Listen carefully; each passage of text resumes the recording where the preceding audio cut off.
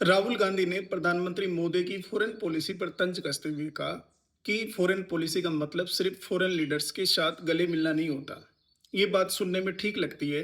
लेकिन क्या सभी फॉरेन लीडर्स की फॉरेन पॉलिसी को सेम यार्ड स्टिक से मेजर करना चाहिए, या फिर ह्यूमन इंटरेक्शन, पॉलिटिकल इंटरेक्शन भी फॉरेन पॉलिसी में कुछ इंपॉर्टेंट रोल प्ले करती है?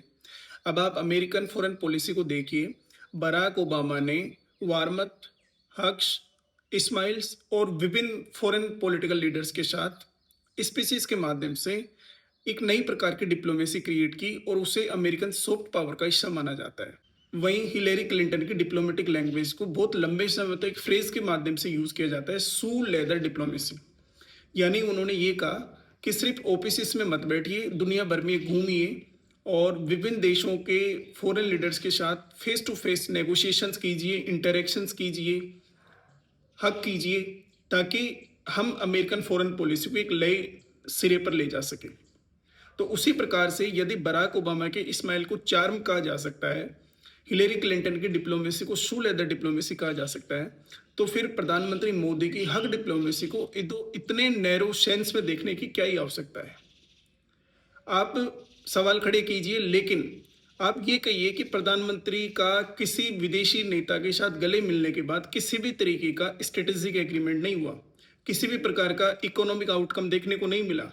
डिफेंस टेक्नोलॉजी में किसी भी प्रकार का कोई नवाचार नहीं हुआ, तब जाके अपोजिशन को सवाल खड़े करने का अधिकार है। लेकिन ह्यूमन कांटेक्ट, ह्यूमन इंटरेक्शन भी पॉलिटिकल डिप्लोमेटिक लैंग्वेज को इशारा करती है, और जब तक इमोशनल वे में आप किसी नेता के साथ नहीं मिलोगे, तब तक आप अपने नेशनल इंटरेस्ट की पूर्ति नहीं कर सकते। मोदी हग्स टू मच, ये पॉलिटिकल पंच लाइन है, बट आप इस तरीके से बात कीजिए, the foreign policy of Modi has failed but x y and z strategic agreements were failed. यानी इस तरीके से आप बात करोगे, तब आपको लगेगा कि एक पॉलिटिकल सेटायर और पॉलिटिकल एनालिसिस में फर्क है, और एक गंभीर राजनीतिक टिप्पणी आपको करनी चाहिए। और उसके माध्यम से जब आप एक ही सेंस में हिलेरी क्लिंटन, ओबामा और मोदी की हक डिप्लोमेसी को आप संकीर्ण तरीके से या विस्तृत रूप से एनालिसिस करोगे, तब जाके लगेगा कि फोटो ऑप से सिर्फ डिप्लोमेसी नहीं होती। आपको ये कहना चाहिए कि इस फोटो ऑप से इंडिया को क्या मिला, क्या भारत के राष्ट्रीय हितों की पूर्ति हो रही है, और यदि नहीं हो रही है, तब जाके अपोजिशन को बिल्कुल सत्ता पक्ष से जवाब मांगना चाहिए।